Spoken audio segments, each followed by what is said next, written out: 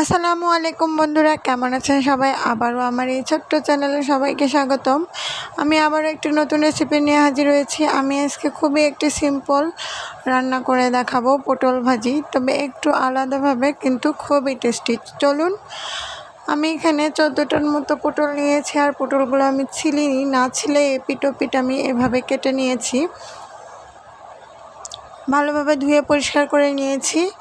এখন এখানে আমি হলুদ গুঁড়া আর লবণ দিয়ে এটাকে ভালোভাবে মেখে নেব, যেভাবে স্বাভাবিক আমরা পটল ভাজি করে খাই ওভাবেই। মাখানো হয়ে গেলে এখন আমি একটা পেস্ট তৈরি করে নেব। এখানে আমি 4টার মতো দিয়ে দিব কাঁচামরিচ, দিয়ে দিচ্ছি সাথে রসুনের কোয়া, আর অল্প পরিমাণ সরিষা, আর স্বাদ মতো লবণ দিয়ে সামান্য পানি দিয়ে এটাকে এখন আমি ভালোভাবে ব্লেন্ড করে নেব। ব্লেন্ড করে নেওয়া হয়ে গিয়েছে। এখন এটাকে এক পাশে রেখে চুলায় ফ্রাই প্যানে তেল গরম করে নিয়ে এখানে এখন আমি পটলগুলো একটা একটা করে ছেড়ে দেব। এগুলোকে আমরা স্বাভাবিকভাবে যেভাবে ভাজি ওভাবেই ভেজে নেব, কিন্তু যেন সবুজ রঙটা থাকে, যেন পুড়ে না যায়। পুড়ে গেলে কিন্তু এটা খেতে বা দেখতে কোনোটাতেই ভালো লাগবে না।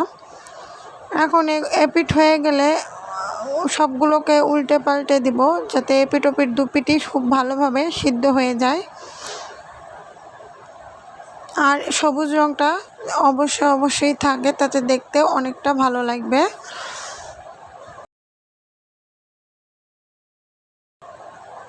পটলগুলো ভাজা আমার প্রায় হয়ে গিয়েছে। এখন আমি এগুলো তুলে নিব। সিদ্ধও ভালোভাবে হয়ে গিয়েছে।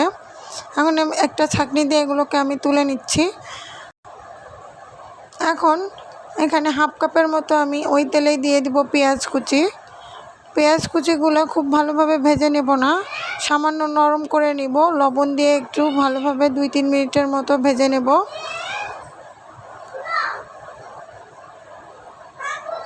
2-3 মিনিটের মতো ভাজা হয়ে গেলে এখানে দিয়ে দেবো হাফ চা চামচ ধনে গুঁড়া, হাফ চা চামচ জিরা বাটা দিয়ে এটাকে সুন্দরভাবে 2-3 মিনিটের মতো ভালোভাবে ভেজে নেব, যাতে এর কাঁচা গন্ধটা না থাকে। তো 2-3 মিনিট ভাজার পরে এখানে এখন পটলগুলো দিয়ে দিব, ভাজা পটলগুলো। আর ভাজা পটলগুলো এর ভিতরে দিয়ে আরও 2-3 মিনিটের সঙ্গে ভালোভাবে নেড়ে চেড়ে ভেজে নেব।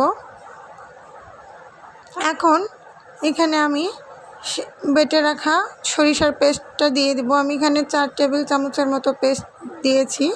আর এই পেস্টের সঙ্গে কোনো প্রকার পানি অ্যাড করা যাবে না, তাহলে কিন্তু পটল ভাজি না হয়ে পটলের তরকারি হয়ে যাবে।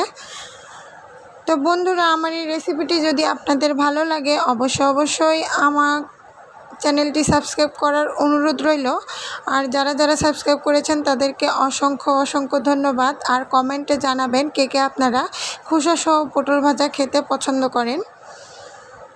তো 5-6 মিনিট ভেজে নেওয়ার পরে আমার পটল ভাজি প্রায় রেডি। দেখেন কতটা সুন্দর হয়েছে। এইভাবে বাড়িতে একবার হলেও পটল ভাজা ট্রাই করে দেখবেন, মাছ মাংসকেও হার মানাবে। তো আজকের মতো বিদায় নিচ্ছি বন্ধুরা, দেখা হবে আবারও নতুন কোনো রেসিপি নিয়ে।